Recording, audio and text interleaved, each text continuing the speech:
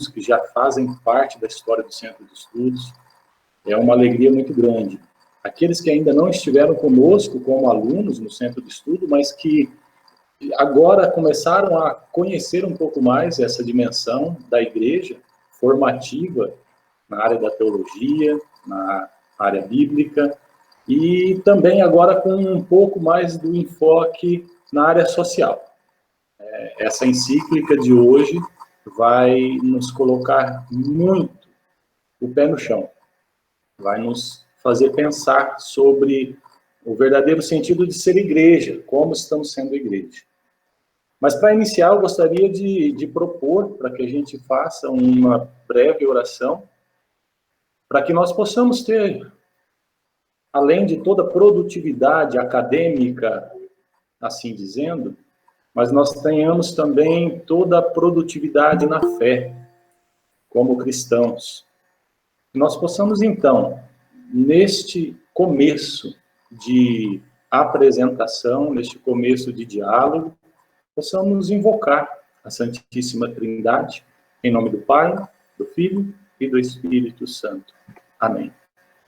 E peçamos à Virgem, ela que na vida de São Francisco de Assis teve um lugar todo especial. E em todos aqueles que passaram pelo primado de Pedro, ali pela cátedra, ali pela cadeira, sendo representante de Cristo, também trazem esta mulher tão presente no seu ministério, no seu pontificado. Peçamos, então, a intercessão de Maria. Ave Maria, cheia de graça, o Senhor é convosco. Bendita sois vós entre as mulheres, e bendito é o fruto do vosso ventre, Jesus. Santa Maria, Mãe de Deus, rogai por nós, pecadores, agora e na hora de nossa morte. Amém. Em nome do Pai, do Filho e do Espírito Santo. Amém. Vamos, então, vou tentar apresentar aqui uma sequência de conteúdo baseado na carta encíclica, então, de nosso tão sábio Papa Francisco. Gostaria aí, Daniel, que você me sinalizasse se está tudo tranquilo, está aparecendo aí a apresentação. Perfeito, tá? Qualquer coisa você me dá um toque e aí a gente retoma de onde precisar retomar. Lembrando que as perguntas, tá? Depois vocês podem colocar no chat. O Daniel vai depois apresentá-las ao final da explanação. E nós vamos fazer uma partilha a partir dela. Não digo que vou respondê-las, trazer respostas prontas dentro da caixinha. Não digo isso. Até porque é um documento recente, é um documento pontifício que está aí fresquinho, apresentado a toda a humanidade, não somente a Igreja, e que é de uma profundidade tremenda. Ela realmente vai no alicerce do que nós chamamos de sociedade. É um termo que usamos pouco. Nós, no nosso linguajar eclesial, muitas vezes nós tratamos como comunidade. Mas vivemos na sociedade.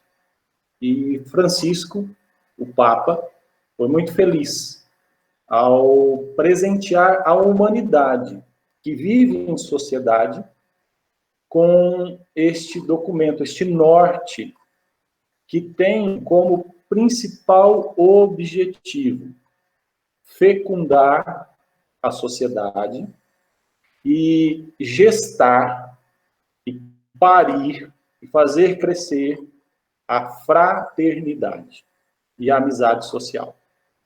Fratelli tutti, o próprio nome, todos irmãos.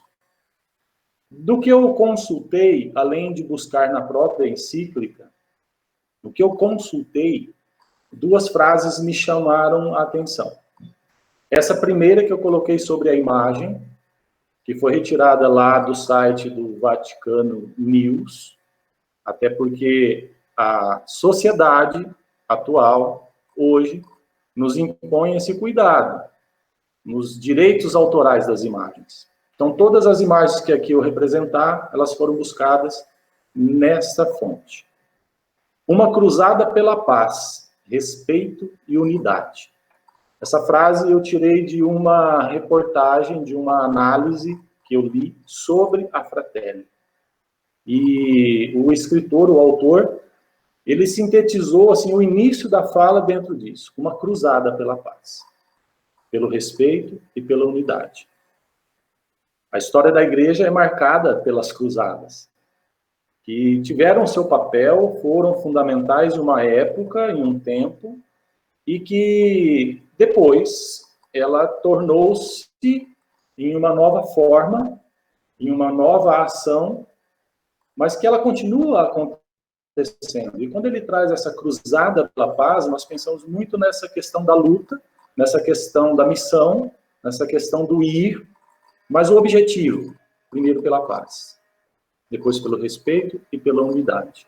Essas três palavras, elas estão como que inerentes e diretamente ligadas à fraternidade. Não tem fraternidade sem paz, não tem fraternidade sem respeito, não tem fraternidade sem unidade. Assim como a amizade social. E dentro do próprio documento, já no primeiro parágrafo, o Papa Francisco nos coloca que a grande intenção dessa encíclica é ser um convite a um amor que ultrapassa as barreiras da geografia e do espaço. Perceba, um amor que ultrapassa as barreiras da geografia e do espaço. Esse espaço, ele pode ser temporal, físico ou existencial. Não é um espaço geográfico somente, porque ele já tratou barreiras da geografia e do espaço. Então, essa carta, esta encíclica, ela já vem com essa característica que ela não foi lançada para se viver somente dentro dos espaços eclesiais, que nós estamos muitas vezes, fissurados por ele, dentro do templo ou dentro dos nossos espaços de evangelização, seja em um salão, seja em um sítio, seja em um local onde nós fazemos nossas ações evangelizadoras. O Papa, ele vem reforçar aquilo que ele fala desde o documento de Aparecida, uma igreja em saída. E essa imagem tem uma expressão muito forte, né? Pois ele está assinando a encíclica sobre o túmulo de São Francisco de Assis, lá na cidade de Assis. Então, além de todo o conteúdo que ela traz, o ato de apresentação dela ao mundo também traz todo um sentido dela ter sido escrita e lançada. O tempo, foi justamente na véspera da memória litúrgica de São Francisco de Assis. Ou seja, dia 4 de outubro, quando se comemora a memória litúrgica, na véspera, ou seja, no sábado à noite, o Papa dos Pobres. Veja só que título que o Papa ele carrega sobre si. Assim como São Francisco carregava como o pobrezinho de Assis. O Papa dos Pobres, Papa Francisco, ele faz nascer neste dia, na mesma pequenina cidade de Assis, lá na Itália, esse novo caminho para a fraternidade cristã. Talvez aqueles mais catedráticos vão colocar, mas só existe um caminho, o caminho. Mas também a palavra diz que este caminho faz nova todas as coisas.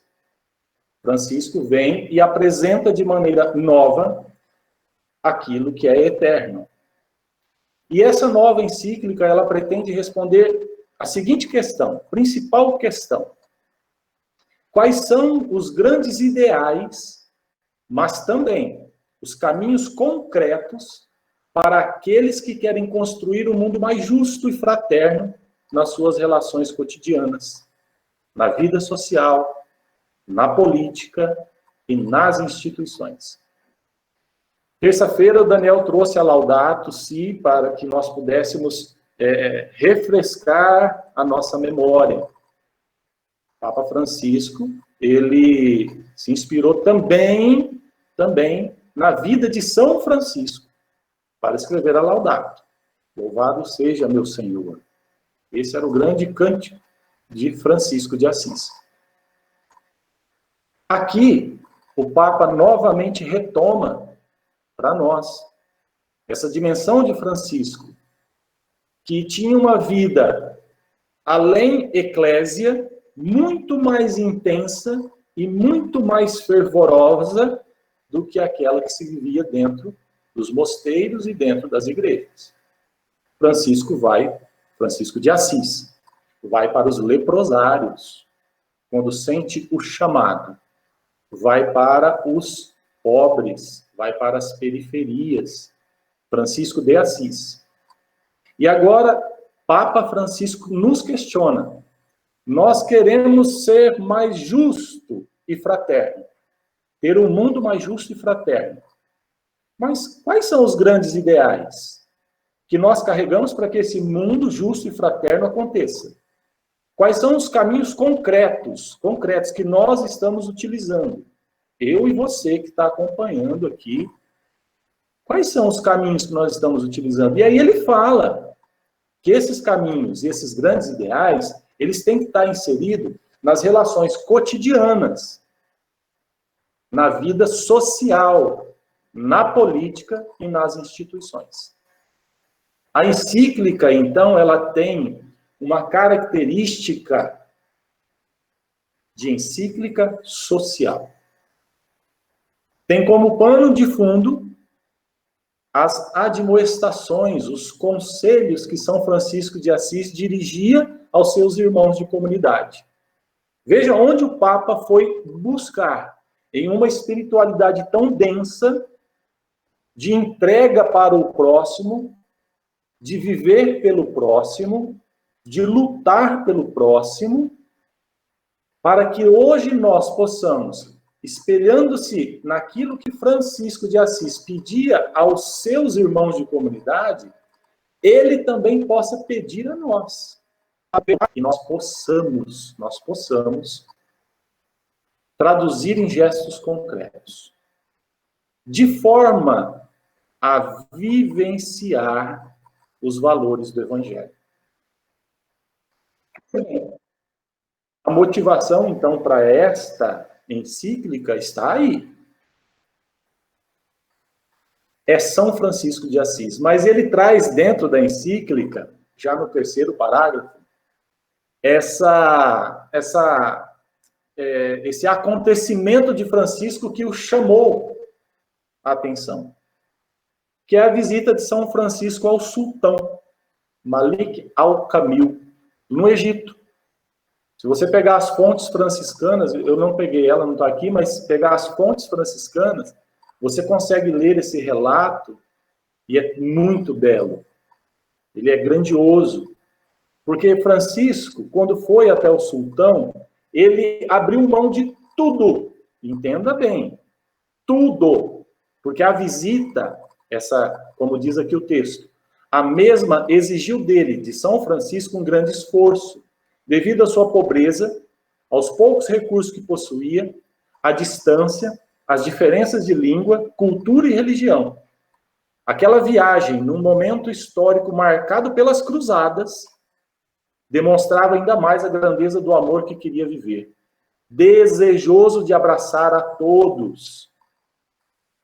Tanto que o Papa Francisco vai relatar na encíclica que São Francisco recomenda, e por isso eu destaquei isso, tá? Evitar toda forma de agressão ou contenda. E agora eu faço aqui uma ponte da encíclica para os nossos dias atuais e regionais e locais. Estamos vendo formas de agressão e contenda. Como cristãos, estamos promovendo, vivendo permitindo, aceitando, ou estamos atendendo o que o Papa e o que São Francisco recomendava? Evita. Evita toda forma de agressão ou contenda. Eu estou falando, sim, do meio político agora, porque no slide anterior, lembra, um dos campos de viver caminhos concretos? Na política. São Francisco aqui, ele também fala que viver uma submissão. Submissão do quê? Humilde e fraterna, mesmo com quem não partilhasse a sua fé. Significa que eu ter a companhia e eu abraçar causas que venham ao encontro do Evangelho, dos valores do Evangelho, de pessoas que não são cristãos, não é um erro.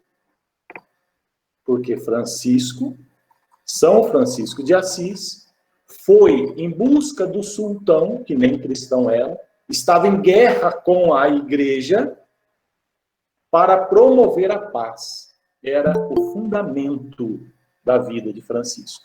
E hoje, o Papa, nessa encíclica, ele vem motivado a nos motivar a fazer o mesmo gesto.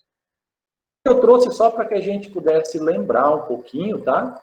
Esse documento que em 4 de fevereiro de 2019, o Papa, juntamente do Grão e Mani, fizeram sobre a fraternidade humana pela paz mundial e a convivência comum. Francisco, a encíclica de Francisco não é um discurso vazio. Fratelli Tutti não é um discurso vazio. É um discurso que é fundamentado em gestos. É fundamentado em atitudes, em ações concretas. O que ele coloca nessa encíclica, ele está fazendo. Não é que ele vai fazer, não. Francisco, apesar de ser também uma figura política, um chefe de Estado, o Papa Francisco, ele não age como a política tradicional, que primeiro promete e depois faz. Não. Ele faz e depois mostra. Aqui, essa conversa com o mundo islâmico mostra o quanto é desejo de Deus a promoção à fraternidade. Isso em 2019. Mas não parou aí, porque após a Fratelli Tutti ser apresentada ao mundo, os primeiros a compartilhar foram justamente aqueles do mundo islâmico. É testemunhado isso por Abdellah-Redemou, nem sei falar esse nome, tá? Que é diretor do Centro Cultural Islâmico da Grande Mesquita de Roma. Por que eu estou falando isso, gente? É porque nós pensamos que muitas vezes um documento pontifício ele vem para provocar uma ação. Francisco ele está mostrando que este documento ele está evidenciando uma ação que já está acontecendo. Que com todas as mazelas que o mundo tem vivido, ainda assim, tem mais coisas boas acontecendo do que ruins. O mundo islâmico, então, compartilha deste documento que eu arrisco a dizer aqui, tá? Poucos catequistas foram atrás de conhecer. Poucos coordenadores de pastorais foram atrás de conhecer. Me desculpe dizer, poucos padres foram atrás de conhecer. É uma realidade. Está sendo abraçada por aqueles que, como Francisco de Assis, humildemente, na sua pobreza, se achegou, e agora o Papa Francisco também faz o mesmo caminho. A partir daí, nós vamos então entender por que a Fratelli Tutti traz para nós essa dimensão sobre a fraternidade e a amizade social. Nós vivemos, como a Laudato Si nos mostra, em uma casa comum. E houve todo um contexto para que se fosse lançado a Laudato? Sim. E aqui também há um contexto. E Francisco coloca dentro da encíclica duas expressões que vão descrever o mundo atual.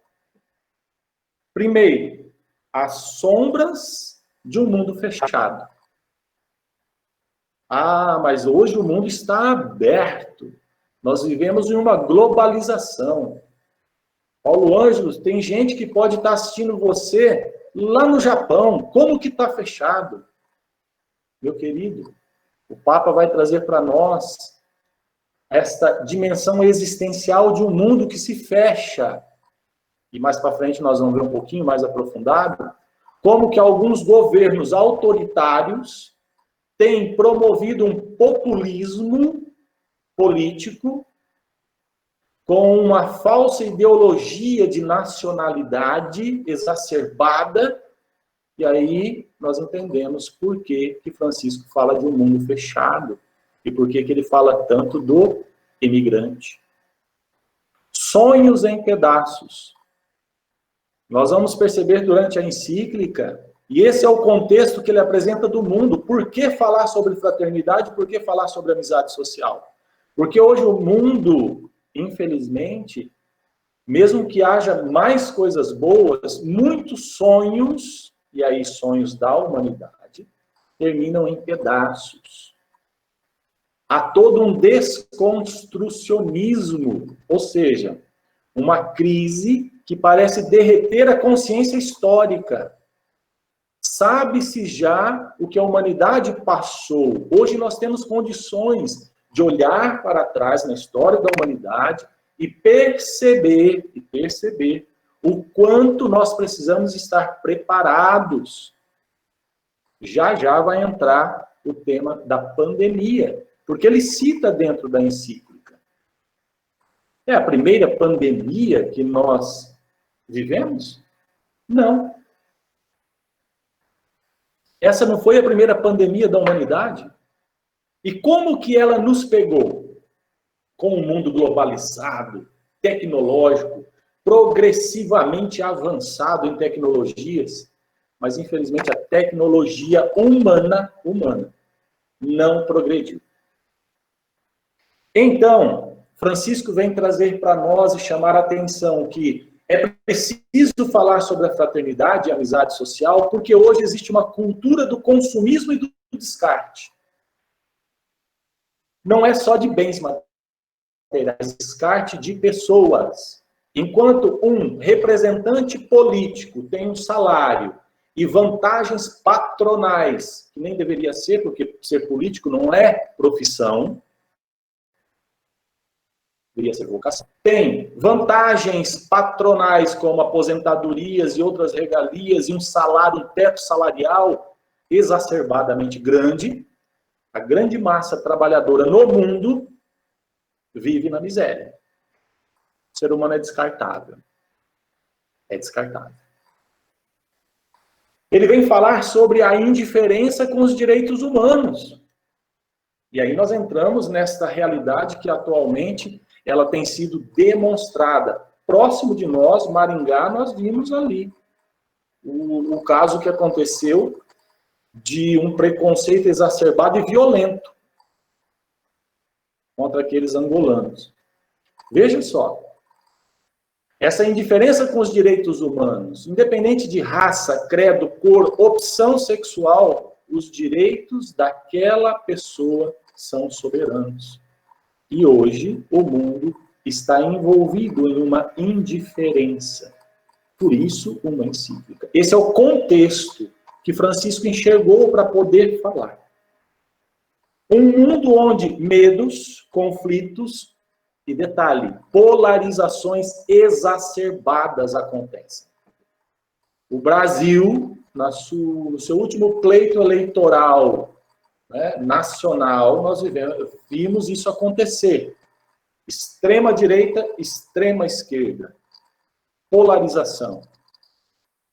E até poderia dizer, né, como quem tem o hábito de trabalhar e fazer a liturgia das horas, na segunda leitura, do ofício das leituras de hoje, ele começa dizendo assim, da homilia de um autor do século II, o Senhor declara, Meu nome é incessantemente objeto de blasfêmia entre as nações. Não preciso nem ler o resto.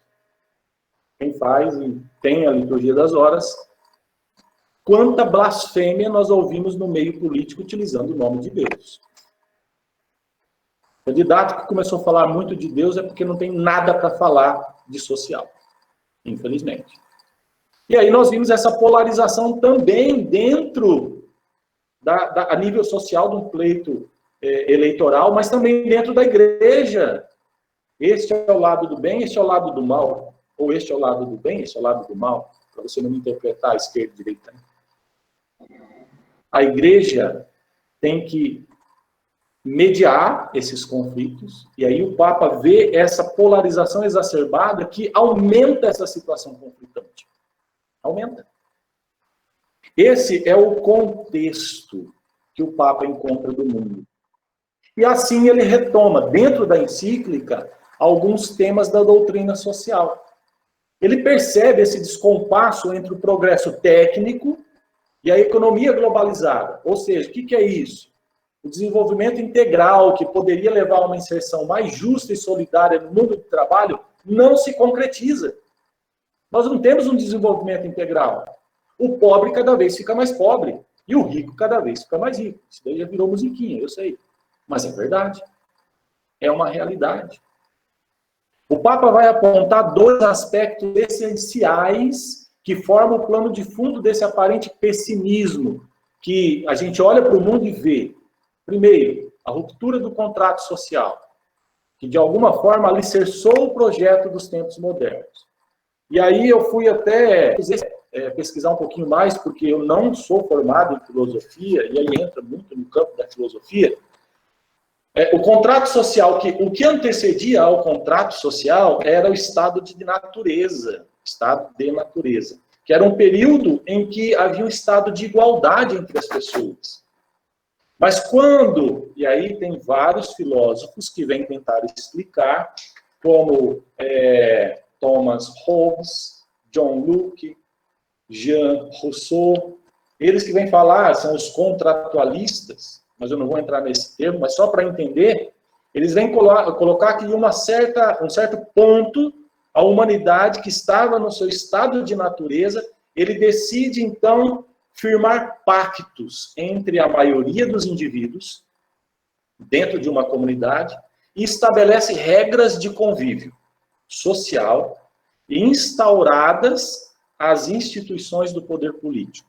E a partir daí, o que era para organizar, o que era para promover a igualdade, o Papa Francisco fala que houve uma ruptura desse contrato social. Com extrema facilidade. Os laços de relações se rompem, as atitudes e comportamentos, o que leva a uma ausência de referências básicas de orientação. Dá um exemplo? Político. Quando você ouve essa palavra, o que vem na sua cabeça? Não me fale que é ladrão, por favor. Me fale que é uma pessoa que está a serviço da comunidade. O contrato social foi rompido em um certo ponto da história da humanidade. E aí ele aponta outro aspecto, que é essa carência de pontos sólidos, onde firmar os pés e avançar com segurança. Quem está falando a verdade nessa situação de pandemia? Quem está falando a verdade? A ciência, os juízes, os políticos, os fanáticos, os pessimistas, os esperançosos. Quem é que está falando a verdade? Nós não temos pontos sólidos onde firmar os pés. Bom, isso daí vai emergir do conceito célebre de modernidade líquida, que foi cunhado por Zygmunt Bauman. Gente, a carta encíclica Fratelli Tutti, ela também tem o seu pré-texto. Ou seja, o contexto é o que motivou ele a escrevê-la. Mas ele quer escrever para algo. Qual que é o pré-texto dele? 2 fatores ajudaram a turbinar uma série de medos e angústias relacionados a um tecido social já fortemente esgarçado. O retorno da extrema-direita ao poder com o discurso marcado pelo populismo nacionalista e a pandemia do Covid-19. O Papa Francisco aponta dentro da encíclica que é preciso falar isso. É preciso falar sobre isso. Porque esses dois fatores que surgiram revelou pontos cruéis da sociedade. Tanto um como o outro mexeram negativamente com o mundo do trabalho e dos direitos trabalhistas. Na pandemia, nós vimos o que aconteceu em termos econômicos. As reformas previdenciais, vimos o que aconteceu. Mexeu em tudo, menos naqueles que eles não quiseram mexer. Ou seja, o Papa enxerga isso também. E aí ele coloca que esses dois fatores também mexeram igualmente com a perspectiva de defesa do meio ambiente, costurada por cientistas, ambientalistas e diversas nações de forma tão árdua e laboriosa ao longo das últimas décadas. Esquece toda a história da humanidade, parece que foi esquecido. E é preciso relembrar. Ele vai retomar isso em um dos capítulos depois, eu vou apresentar brevemente. Mas aqui nós vamos entendendo que Francisco está olhando, sim, toda essa questão ambiental. A partir da Laudato, ele retoma esse assunto. Ambos esses fatores, populismo nacionalista e pandemia do Covid-19, criaram um imenso exército de migrantes e refugiados, errando atrás, e ele diz assim, dos ventos e das migalhas do capital. O Papa Francisco ele vai tocar em pontos profundos da nossa vida cotidiana. Eu digo que só quem tem fé faz um estudo dessa encíclica aprofundado. E confesso que eu não fiz, tá? Eu estou apresentando. Papa Francisco ele tem, então, como pano de fundo a pandemia do Covid-19. Ele próprio revela, olha, e rompeu de forma inesperada quando estava escrevendo essa carta. Então, a Fratelli Tutti quer mostrar que ninguém se salva sozinho. Ninguém se salva sozinho. Os iluminados, inspirados, espiritualizados, com todos os seus rituais, com todo o seu ritualismo, né? Que acha que está ganhando a salvação, meu querido, sozinho, o Papa está dizendo, ninguém se salva. E que chegou realmente o momento de sonhar com uma única humanidade, no qual todos somos todos irmãos, Fratelli Tutti. Então, assim, em 8 capítulos, eu precisava fazer essa introdução de um contexto, um pré-texto, para entrar no texto. Então, em 8 capítulos, o pontífice vai destacar quais os pontos essenciais para que a fraternidade entre os povos possa, enfim, ser restaurada segundo os valores do Santo Evangelho. Então, veja a base. A base do Papa está Santo Evangelho e doutrina social. Por isso que terça-feira eu li o parágrafo 177, no final da live sobre a Laudato, onde fala que a tradição cristã nunca reconheceu o direito à propriedade privada como absoluto e intocável. E vai explicar bem tudo sobre a propriedade privada. É importante a gente saber de onde veio a Fratelli, para que a gente não caia no pecado como muito, desculpa falar, boca aberta, sem noção, ignorante, chama o Papa de comunista. Então é importante a gente saber. Aí nós vamos então para os capítulos. Não vou me alongar, porque nós já estamos aí às 8h08, e o tempo passa rápido. Pois bem, são 8 capítulos. Eu trouxe esta imagem para que nós possamos entender que aí estão os nossos bispos. mas a centralidade da nossa fé está no bispo de Roma, este que está à frente, não em pé, mas de joelhos. Este é o sentido de ser igreja. Então, capítulo 1. A encíclica vai ter como título As Sombras do Mundo Fechado. Esse capítulo ele vai tratar o quê? As distorções que alguns conceitos mais importantes para uma convivência saudável têm sofrido entre todos, para que possa estabelecer-se e permanecer. Então, por exemplo, democracia. O mundo hoje vive uma democracia. O Brasil vive uma democracia. O seu município vive uma democracia. Liberdade. Realmente, quando se fala nos discursos políticos sobre liberdade, é a verdadeira liberdade? Porque a liberdade também vem em parceirinha ali, a autonomia. E todo político que tem mais medo é de uma pessoa autônoma, que não dependa das migalhas que ele vai oferecer, utilizando e instrumentalizando os serviços públicos. Justiça. Vivemos em uma sociedade onde a justiça é aplicada como aquele símbolo da senhora vedada, com a balança na mão, onde realmente pesa-se o certo e o errado. O egoísmo, a falta de interesse pelo bem comum, a prevalência de uma lógica de mercado baseada no lucro e na cultura do descarte.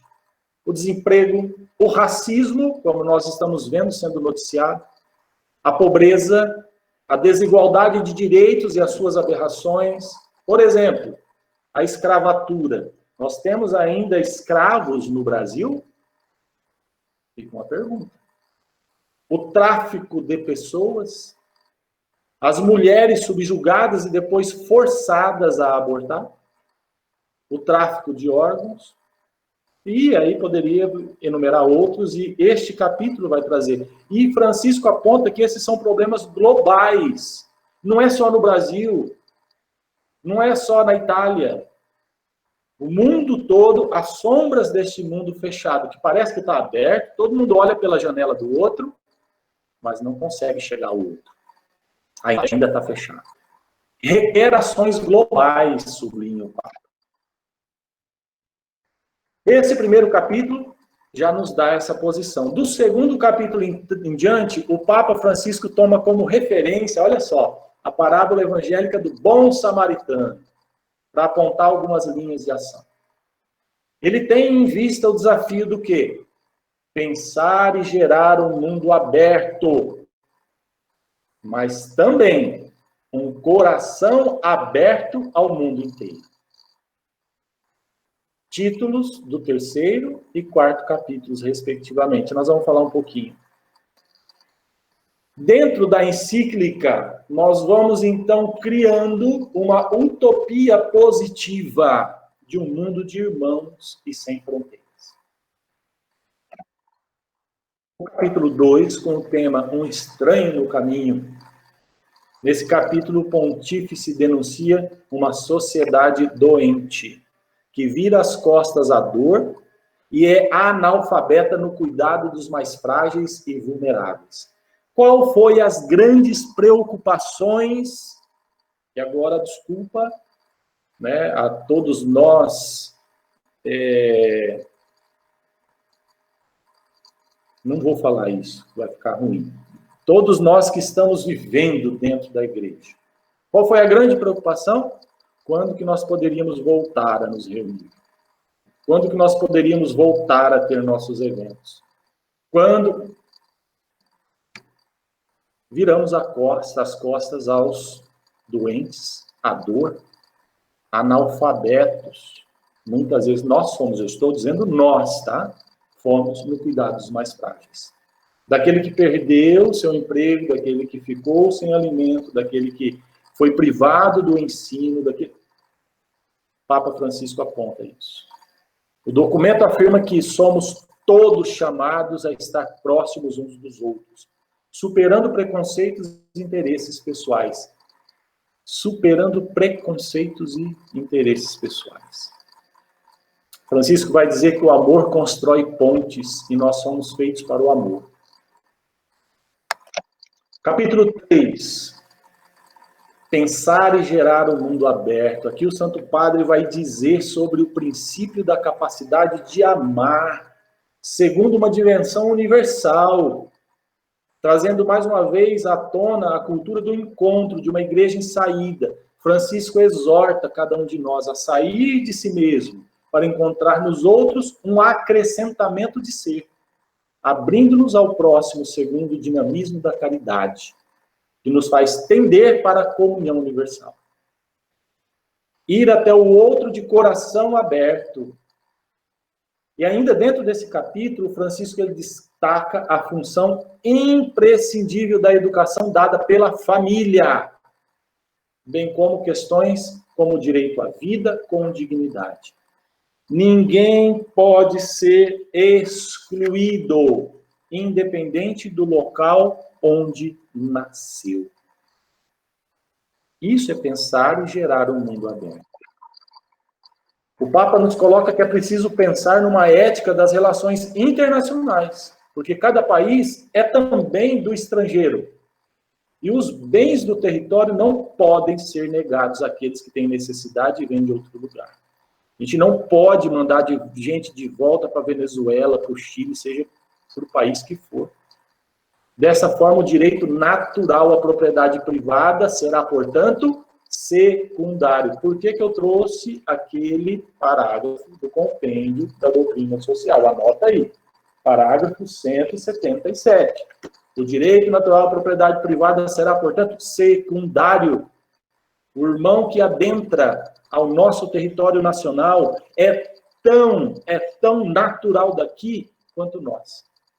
Justamente porque é um filho de Deus, como nós. Por fim, o capítulo, ele vai abordar a questão da dívida externa. E ele diz assim: embora se mantenha o princípio de que toda dívida legitimamente contraída deve ser paga, espera-se, no entanto, que isto não comprometa o crescimento e a subsistência dos países mais pobres. Quem mais precisa, quem mais pede empréstimo, meu querido, e assim funciona com todos nós. E aí um país em subdesenvolvimento ou em crescimento, quando precisa de ajuda, contrai-se uma dívida externa, não pode ser explorado pelo outro país. É o que o Papa está dizendo. No capítulo 4, um coração aberto ao mundo inteiro. Aqui ele vai tratar especificamente o tema das migrações. Os migrantes devem ser acolhidos, protegidos, promovidos e integrados. Não aquilo que a gente assistiu no vídeo, daqueles rapazes espancando aqueles dois homens. O Papa aponta algumas respostas indispensáveis sobre essa questão, especialmente para aqueles que fogem das graves crises humanitárias. Incrementar e simplificar a concessão de vistos. O Papa está pedindo isso nessa encíclica. Abrir corredores humanitários. Quantos migrantes morrem tentando sair do seu país e entrar em outro? Oferecer alojamento, segurança e serviços essenciais. Não mandar pegar a roupa e voltar de volta embora. Oferecer possibilidade de trabalho e formação. Favorecer a reunificação familiar. Proteger os menores. Garantir a liberdade religiosa. Toda a liberdade religiosa. O Papa não está falando que todo mundo tem que ser católico. Isso é difícil para alguns católicos ouvirem, né? Dói. Eu sei que dói no ouvido de alguns, que quer converter todo mundo. Liberdade religiosa. São Francisco não foi visitar o sultão? Acima de tudo, ele pede uma legislação global para as migrações que vá além das emergências. É para não deixar acontecer. Capítulo 5. A política melhor. E aí vem o toque na ferida. Principalmente para essa semana, né? Nesse capítulo, o Santo Padre afirma que a melhor política é aquela que representa uma das formas mais preciosas da caridade, porque está a serviço do bem comum e conhece a importância do povo. Este é o popularismo indicado por Francisco. Popularismo.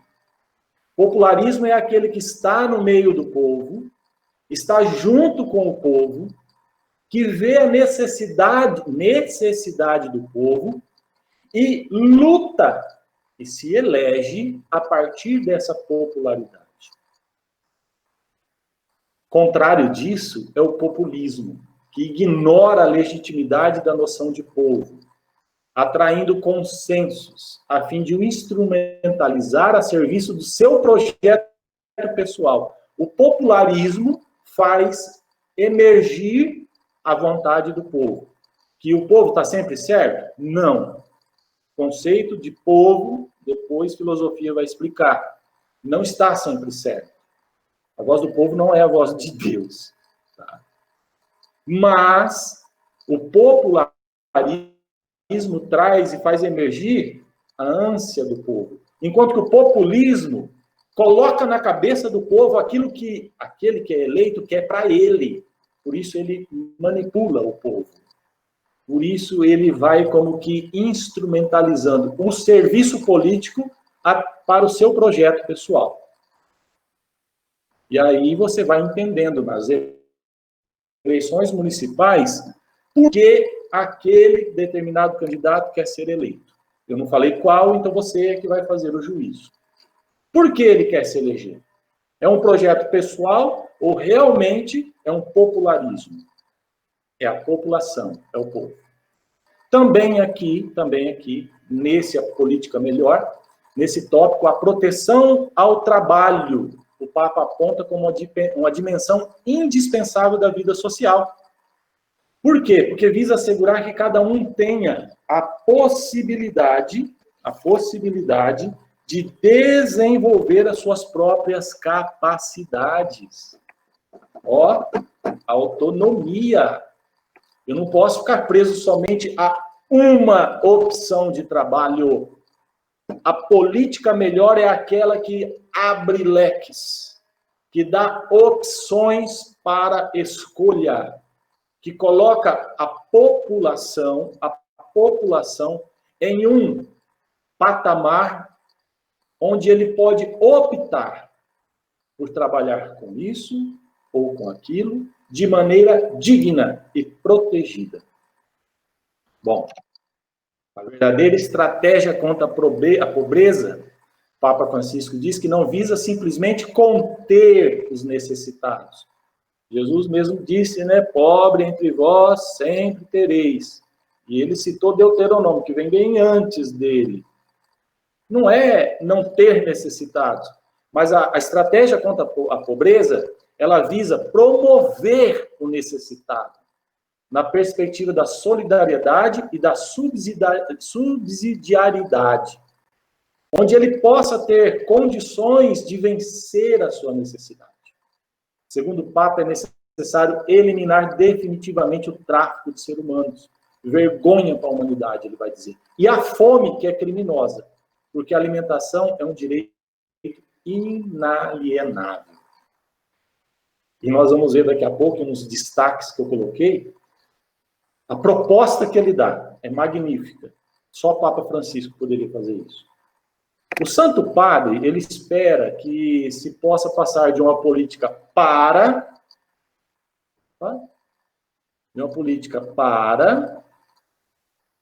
os pobres, para uma política com e dos pobres. Inclusão daquele que necessita na participação.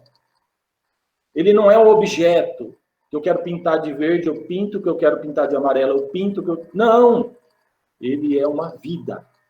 Inclusive com um pedido, olha só, a encíclica traz um pedido de reforma da ONU, que deve promover a força da lei sobre a lei da força.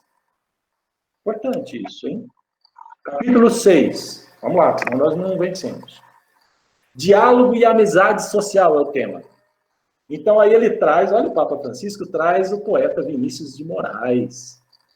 A Fratelli Tutti conceitua a vida como a arte do encontro com todos, também com as periferias do mundo e com os povos originais. Como é o tratamento com os povos nativos? porque de todos se pode aprender alguma coisa. Ninguém é inútil, ninguém é supérfluo. O Papa faz um apelo ao milagre da amabilidade, que é uma atitude que precisa ser recuperada, porque é uma estrela na escuridão, ser amável com o próximo. E uma libertação da crueldade, da ansiedade que não nos deixa pensar nos outros, da urgência distraída, que hoje em dia está prevalecendo. A gente vai ajudar só na hora que a casa já acabou de pegar fogo, né? Não vê antes. Capítulo 7, o tema, o título, Percursos do Novo Encontro. Refletir sobre o valor e a promoção da paz. É o convite desse capítulo. E ele aqui vai tratar sobre as guerras, no qual o Papa sublinha que a paz é proativa e visa formar uma sociedade baseada no serviço aos outros e na busca da reconciliação e do desenvolvimento mútuo. Ligado à paz está o perdão. Não tem como. Devemos amar a todos sem exceção. Lembra que Francisco falou lá atrás? Mas amar um opressor, olha só, amar um opressor significa ajudá-lo a mudar e não permitir que ele continue a oprimir o seu próximo. Se nós temos um opressor no poder político, seja em qual país for, a forma de ajudar a esse opressor, amar esse opressor, é tirá-lo do poder. Porque aí ele não vai poder continuar a praticar o mal que ele está fazendo. Essa é a proposta do Papa Francisco. Perdão não significa impunidade, olha lá. Mas justiça e memória. Porque perdoar não significa esquecer. Mas renunciar à força destrutiva do mal e da vingança. Bonito, né? Estamos dispostos a perdoar nessa dimensão? Pois bem, Francisco também pede para nunca esquecer os horrores, perseguições, massacres étnicos, que devem ser sempre recordados novamente, para não nos anestesiarmos e para manter viva a chama da consciência coletiva. A guerra, segundo o Papa, é uma ameaça constante, que representa a negação de todos os direitos, o fracasso da política e da humanidade, a vergonhosa rendição às forças do mal. Um governo que se estabelece pensando em se preparar para a guerra, já é um governo fracassado. São palavras do Papa Francisco aqui. Temos de reafirmar fortemente, nunca mais a guerra, sugere o Papa, que ainda pede que, aqui, olha que legal, olha a proposta, com o dinheiro do armamento, deveria ser criado um fundo mundial para acabar de vez com a fome. E aí nós ficamos defendendo, enquanto cristãos, a posse e a liberação de armas. O Papa está falando, dinheiro de arma vai para criar um fundo mundial para acabar de vez com a fome. E aí podem até jogar na cara da igreja, mas a igreja fala sobre a pena de morte. E ele traz na encíclica novamente o que ele já tratou com a Congregação da Doutrina e da Fé. A revisão do catecismo.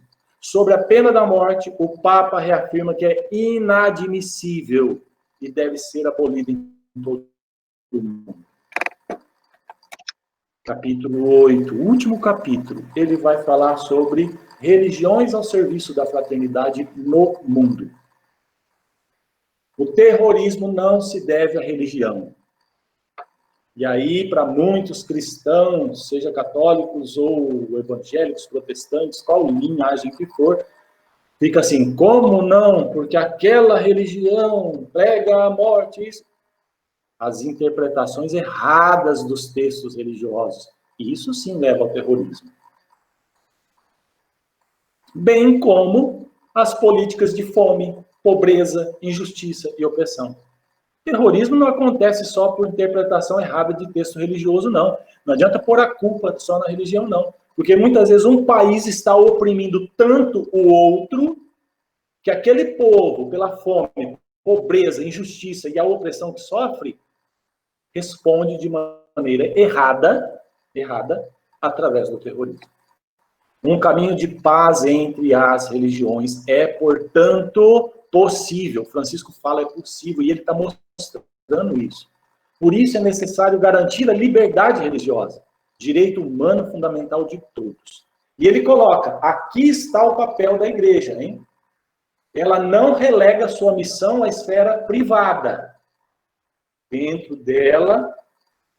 E aí ele diz assim, embora não fazendo política, não renuncia à dimensão política da existência. A atenção ao bem comum e a preocupação pelo desenvolvimento humano integral, segundo os princípios evangélicos. Você não vai ver o Papa apontando nenhum candidato para ser votado. O Papa não vai apontar diretamente. O Papa está dizendo, nós temos a dimensão política da existência e a igreja tem que apontar dentro dos políticos as propostas que vêm ao encontro da doutrina social da igreja cristã, católica. A atenção ao bem comum e a preocupação pelo desenvolvimento humano integral, segundo os princípios evangélicos. Esse é o papel da igreja. O papel da igreja é discutir plano de governo, não pessoa. O papel da igreja é trazer este plano, contempla o que a Sagrada Escritura fala. Esse plano não. Ou esse tem esses pontos positivos. Esse tem esses pontos. Isso aqui está dentro do que a igreja prega. Princípios evangélicos. Então, gente, nós fizemos assim.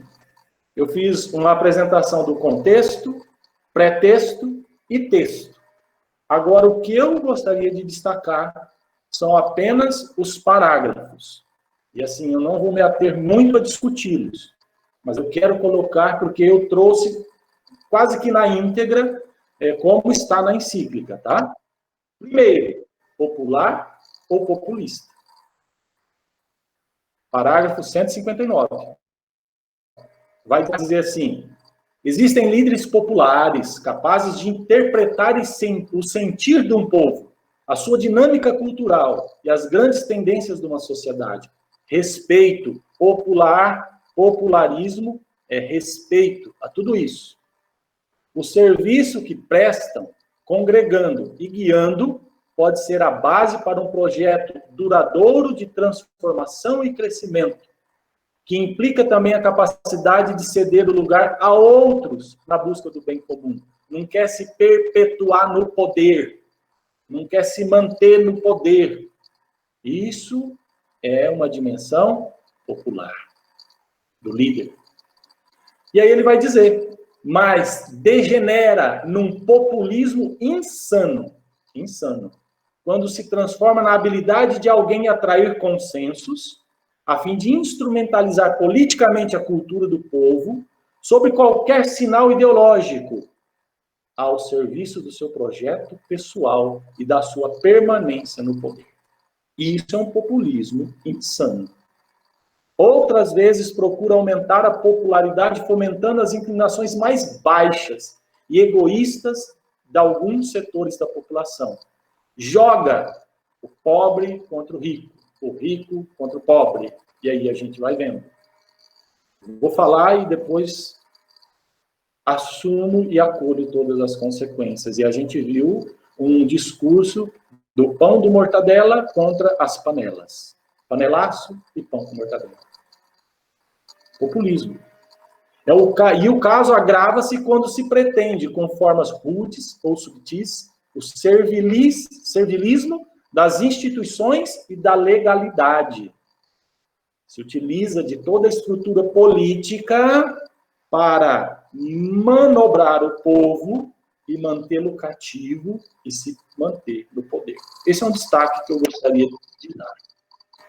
Ainda continua no 161, porque outra expressão degenerada dessa autoridade popular, que é o populismo, é a busca do interesse imediato. Vou fazer acontecer agora. Não é um projeto longo.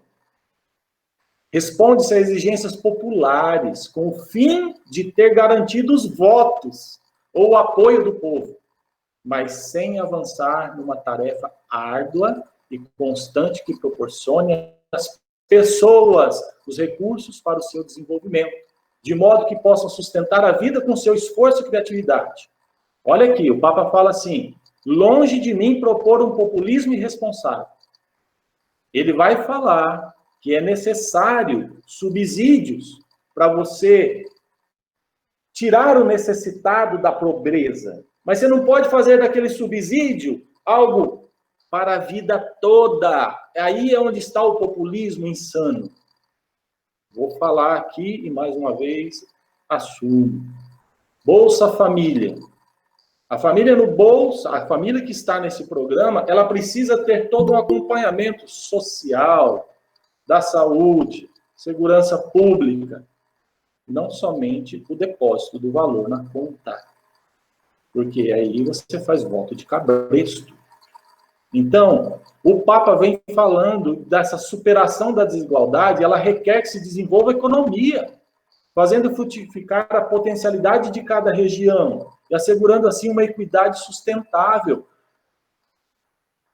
Por outro, os planos de assistência que acorrem a determinadas emergências deveriam considerar-se apenas como respostas provisórias. Está aqui o que eu falei do programa Bolsa Família. Tem que ser uma resposta provisória. Aquela família não pode ficar a vida inteira vivendo de Bolsa Família. Mas o Estado, o político em si, tem que promover as condições, as ferramentas necessárias para essa família sair dessa situação. Vamos lá. Vencer o egoísmo. O Papa vem falar que o ser humano ele está feito de tal maneira que ele não se realiza sozinho, não se desenvolve. A não ser no sincero dom de si mesmo aos outros, o ser humano vai encontrar sentido na vida. Não chega a reconhecer plenamente a sua própria verdade, senão no encontro com os outros. Só comunico realmente comigo mesmo, na medida em que comunico com o outro. Isso explica porque ninguém pode experimentar o valor de viver sem rostos concretos a quem amar. Se nós formos fechados em uma sala e o nosso único contato com o ambiente externo, com as pessoas, for através do celular, como a gente está tendo aqui, a nossa vida vai decair. O ser humano, ele precisa estar com o outro. Isso é inerente de nós, da nossa natureza. A vida subsiste onde há vínculo, comunhão, fraternidade. E é uma vida mais forte do que a morte. Quando se constrói sobre verdadeiras relações e vínculos de fidelidade. Pelo contrário, ele diz assim: não há vida quando se tem a pretensão de pertencer apenas a si mesmo, e de viver como ilhas. Nestas atitudes prevalece a morte. A pandemia mostrou que nós não estamos prontos para vencer o egoísmo. Mostrou que nós não estamos prontos. Nós temos uma fina camada de civilização. Por quê? Porque quando eu desvio recurso público, que seria para comprar respirador, para botar no bolso de outra pessoa, é o ato mais egoísta que isso acontecer. Quando eu deixo de seguir as normas sanitárias, porque eu quero estar bem, é um ato mais egoísta que eu assumo. Descobrir o irmão. Vocês aguentam, né? Mais um pouquinho? Parágrafo 31. Uma coisa é sentir-se obrigado a viver juntos. Outra é apreciar a riqueza e a beleza das sementes de vida em comunhão que devem ser procuradas e cultivadas em conjunto. Papa Francisco vai dizer como seria bom se, enquanto descobrimos novos planetas longínquos, conseguimos operar uma nave em Marte por joystick e ter imagens do terreno daquele planeta, mas não conseguimos olhar o irmão que está ao lado. Ele fala assim, como seria bom se também descobríssemos as necessidades do irmão e da irmã que orbitam ao nosso redor.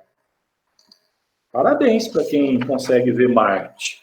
mas consegue ver uma população que não tem nem um sistema público de saúde, e aí você vai vendo o grau de desenvolvimento dessa sociedade. Bom, a promoção da amizade social não é só aproximação entre grupos, mas é a busca de um renovado encontro com os setores mais pobres e vulneráveis. A paz. 233 é o artigo. É preciso ir ao encontro daqueles que estão na periferia.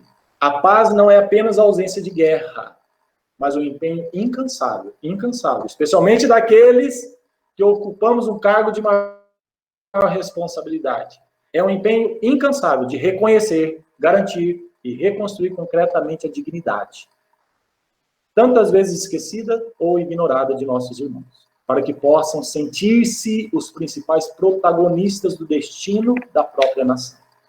Aí nós temos a paz. Quando ele diz só nos salvamos juntos, parágrafo 231. Cada pessoa pode ser um fermento eficaz com seu estilo de vida, gente. Ele fala que as grandes transformações não são construídas à escrivaninha ou no escritório. Não é. Cada qual desempenha um papel fundamental num único projeto criador para escrever uma nova página da história, uma página cheia de esperança, cheia de paz, cheia de reconciliação. Ele vai comparar que existe uma arquitetura da paz, onde tem várias instituições da sociedade que trabalham para isso, cada um dentro da sua competência, mas que envolve a nós toda, começando com a família, começando com o vizinho, começando com o bairro. Não basta o empenho de quadros normativos e acordos institucionais entre grupos políticos ou econômicos de boa vontade. Não basta. Tem que partir de nós. De nós. 8, parágrafo 8. Somos irmãos ou não somos nada? Ele é bem claro. Existe um anseio mundial de fraternidade. Toda pessoa deseja isso.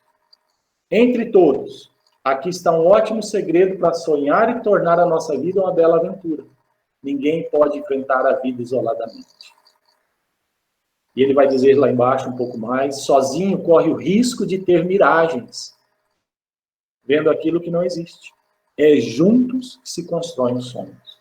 Ele faz um apelo, gente. Sonhemos com uma única humanidade, como caminhantes da mesma carne humana, como filhos desta mesma terra que nos alberga a todos, cada qual com a riqueza da sua fé, ou de suas convicções, cada qual com a própria voz, mas fratelli tutti, todos irmãos.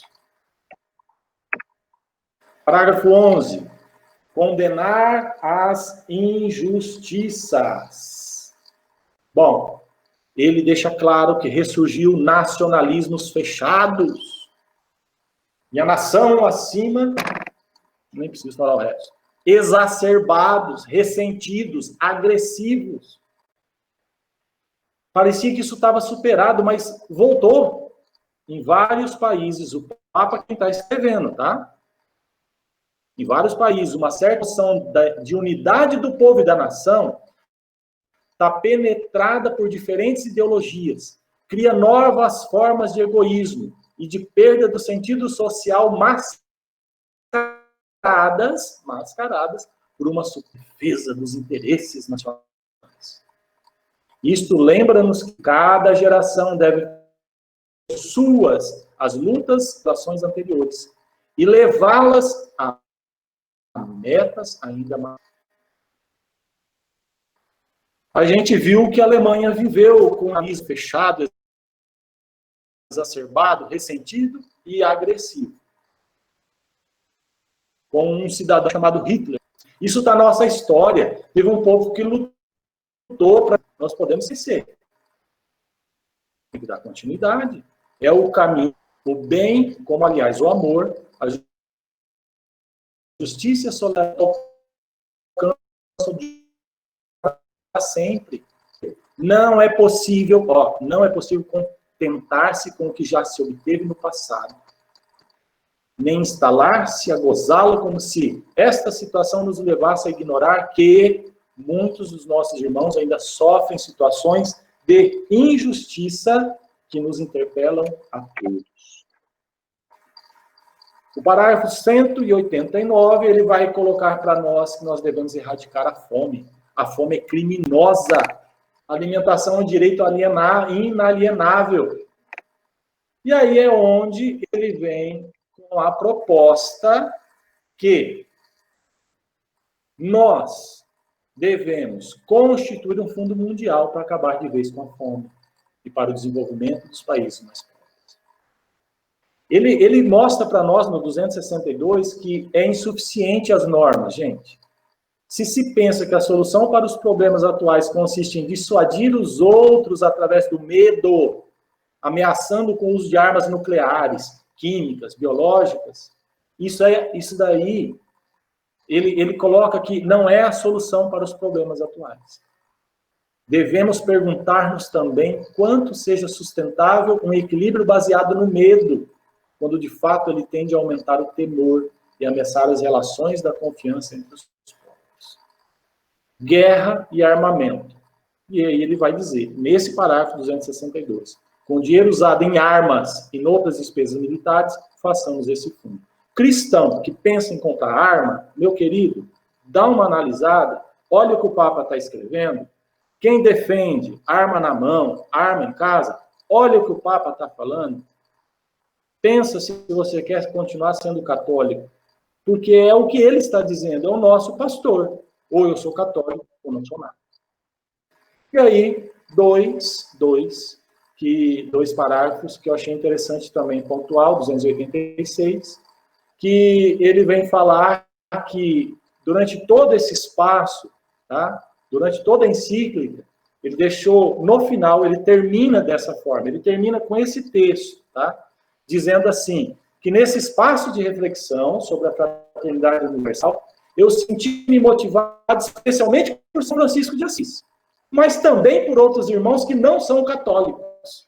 Martin Luther King, Desmond Tutu, Mahatma Mohandas Gandhi e muitos outros. Mas ele coloca assim, eu quero terminar lembrando uma outra pessoa de profunda fé, que a partir de sua intensa experiência de Deus, realizou um caminho de transformação até se sentir irmão de todos. Refiro-me ao beato Carlos de Foucault. O seu ideal de uma entrega total a Deus encaminhou-o para uma identificação com os últimos, os mais abandonados, no interior do deserto africano. Naquele contexto, afloravam seus desejos de sentir todo o ser humano como um irmão. E pedia a um amigo, peça a Deus que eu seja realmente o irmão de todos. Enfim, queria ser o irmão universal. Mas somente identificando-se com os últimos é que chegou a ser irmãos de todos. Que Deus inspire esse ideal a cada um de nós. Amém. Esse é o texto final da encíclica. E aqui estão as fontes as quais eu consultei, tá? Então, como eu disse, tem um material muito bom no site de Aparecida, Vaticano News, neste Instituto Uníssimos. No YouTube, este vídeo, que está aqui o link, depois o Daniel pode disponibilizar. O Vaticano News tem aquelas duas reportagens que eu trouxe sobre o mundo islâmico, tá? Tá as duas aqui. E sobre o contrato social, esta página do infoescola.com, dentro da área de filosofia. Assim, eu encerro vivo e pretendo permanecer vivo após a apresentação desta encíclica. Se vocês ainda estão vivos comigo, eu agora devolvo para o mestre Daniel, que está aí para intermediar.